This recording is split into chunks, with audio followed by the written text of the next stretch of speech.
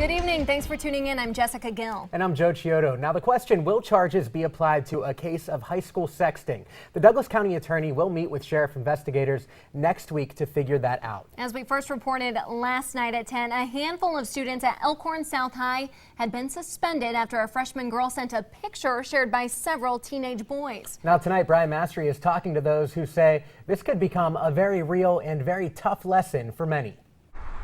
I've talked with several parents who have students at Elkhorn South.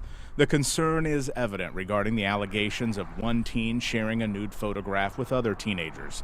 Douglas County Attorney Don Klein declined to talk specifics about the case, but wanted this to be a clarion call for every parent. I mean, there's legal implications, there's criminal, possibly criminal responsibility, and also there's social and moral implications. I mean, of what you're doing to this other person who's needs to realize, I guess at the very beginning, the outset, that once you send something to somebody on the internet or a photo on the cell phone, that you've lost your ability to maintain or control that forever. The Elkhorn South case, which some investigators have told WWT6 News may involve upwards of 30 students, comes just days after one in central Iowa.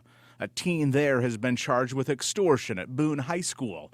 Investigators later found online photo storage sites with photos and videos of nude juvenile females. More than 100 people had access to these accounts. The photo collection had been put together over a number of years. It's not unheard of where the sharing of photos has led to other forms of bullying. A few years ago, a 13-year-old in Florida who had sent a topless photo to her boyfriend killed herself after a photo was shared among students at 6 different high schools. She said she felt persecuted. No doubt, teens lack experience in life to perhaps realize the implications of texting a risque photo. We need to make sure that they do know. Stand by.